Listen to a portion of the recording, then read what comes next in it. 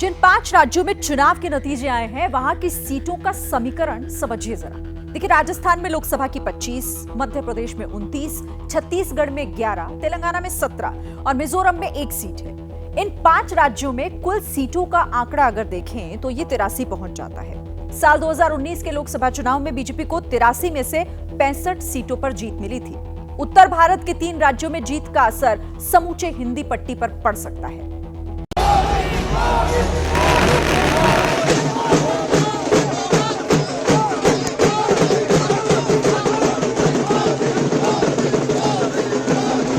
इसी लोकप्रियता को वोट की कसौटी पर कसने के लिए मौजूदा भारतीय राजनीति के पुरोधा ने सत्ता के सेमीफाइनल में टेस्ट किया।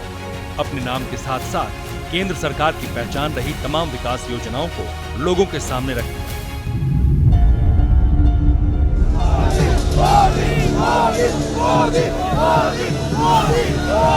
और जब 5 राज्यों का नतीजा आया तो उत्तर से दक्षिण तक मोदी मैजिक परिलक्षित हो रहा था। राजस्थान, मध्य प्रदेश और छत्तीसगढ़ में पीएम मोदी ने रैली और रोड शो में 43 सीटों को कवर किया, जिनमें से 30 सीटों पर बीजेपी ने जीत हासिल की। हर रैली में केंद्र सरकार की योजनाओं का जिक्र किया।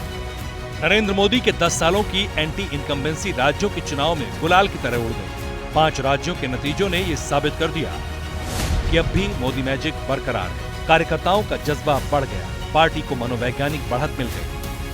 चुनाव सारा एक मनोवैज्ञानिक खेल है।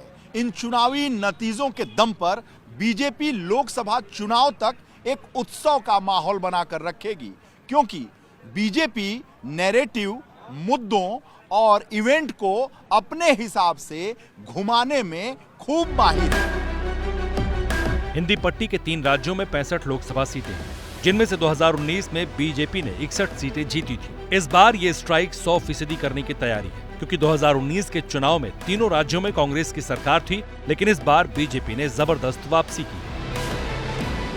2023 के 3 राज्यों के विधानसभा चुनाव से साफ संकेत मिल गया है कि 2024 लोकसभा चुनाव में नरेंद्र मोदी जी के सामने किसी तरह की कोई बाधा नहीं है। देश के परिणाम जो इंगित करते हैं, मुझे नहीं लगता है कि 24 में उसमें कोई बदलाव होने वाला है।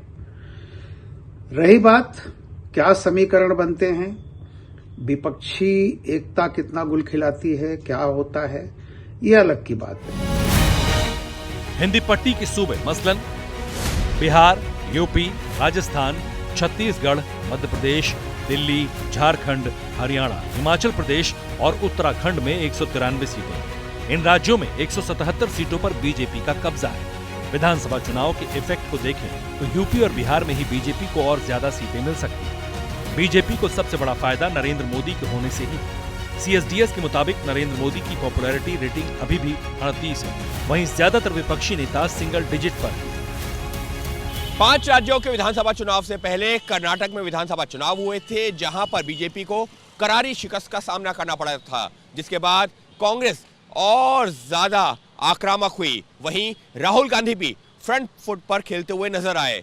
इसके चलते इंडिया गठबंधन में कांग्रेस की अगुवाई की दावेदारी और ज्यादा मजबूत हुई, और उसी का असर था कि 5 राज्यों के विधानसभा चुनावों में कांग्रेस पूरी आक्रामकता के साथ लड़ती हुई दिखाई दी।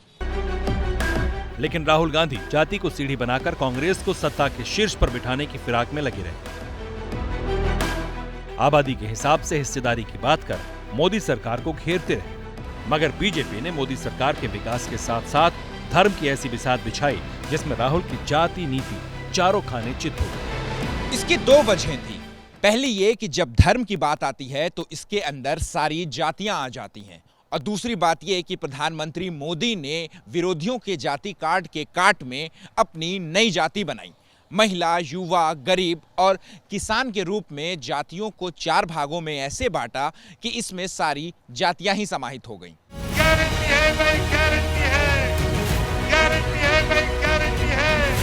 हालांकि जीत की शानदार हैट्रिक लगाने के लिए प्रधानमंत्री नरेंद्र मोदी नए हिसाब से आगे बढ़ रहे हैं। रत्ती भर चूक करने के मूड में नहीं। ये वजह है कि मोदी की गारंटी वाला नारा गढ़ा गया है, और उसका आधार है बहुप्रतीक्षित राम मंदिर, धारा 370 से जम्मू कश्मीर की आजादी और 3 तलाक का कानून, जो बीजेपी के एजेंडे में शामिल रहा। इसके अलावा बीजेपी 2024 के चुनाव में मुफ्त राशन, मुफ्त वैक्सीनेशन और G20 की सफल बैठक को आगे रखकर चुनाव लड़ना चाहती है। 370 पर जनता की अदालत तो क्या कहती है, लेकिन देश की सुप्रीम कोर्ट ने भी उसको सही कहा। इसी तरह 3 तलाक का मुद्दा था। बहुत बड़े बड़े कदम उठाए गए हैं। निश्चित रूप से जो काम किया है बीजेपी ने, मोदी सरकार ने, उस काम के चलते एक प्रो इनकम्बेंसी पूरे देश में दिखाई पड़ रही है। राम मंदिर निर्माण भारतीय जनता पार्टी के लिए एक बड़ा फायदे का कारण बनेगा, क्योंकि देश में राम मंदिर निर्माण की बात करने वाली भाजपा मंदिर निर्माण करके उसका उद्घाटन करके देश के लोगों के लिए उसके दरवाजे खोल रही है। हालांकि कांग्रेस को अब भी लगता है कि विधानसभा चुनाव में जो हुआ उससे उलट 24 का चुनाव होगा। इसके पीछे तर्क यह है कि 5 राज्यों के चुनाव में कांग्रेस को कुल 4.92 करोड़ वोट मिले, वहीं बीजेपी को 4.80 करोड़ वोट मिले, यानी बीजेपी से कांग्रेस को 12 लाख ज्यादा वोट मिले। लेकिन इसमें पेंच यह है कि हिंदी पट्टी के 3 राज्यों में बीजेपी को ही ज्यादा वोट मिले। तेलंगाना और मिजोरम में बीजेपी की तुलना में कांग्रेस को 60 लाख ज्यादा वोट मिले। बीजेपी के लिए अच्छी खबर यह है कि 2018 में तेलंगाना में बीजेपी के एक विधायक थे, तब 14 लोकसभा सीटें जीती थी। 2023 में तेलंगाना में 14% वोट शेयर के साथ बीजेपी के विधायकों की संख्या 8 हो गई। दक्षिण में बीजेपी के लिए यह नया द्वार है और इस द्वार के जरिए पीएम मोदी तमाम दक्षिणी राज्यों तक विस्तार करने के लिए तैयार है। इसलिए कहा जा रहा है कि बीजेपी फिर से सत्ता में वापसी कर सकती है। पीएम मोदी को यकीन है कि उनकी सरकार जीत की हैट्रिक जरूर लगाएगी।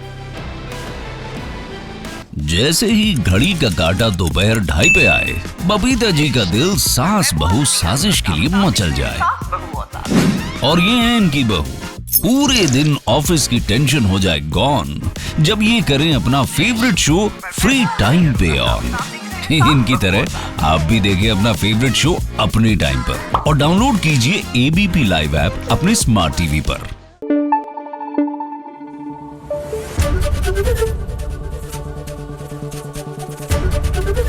एबीपी न्यूज आपको रखे आगे।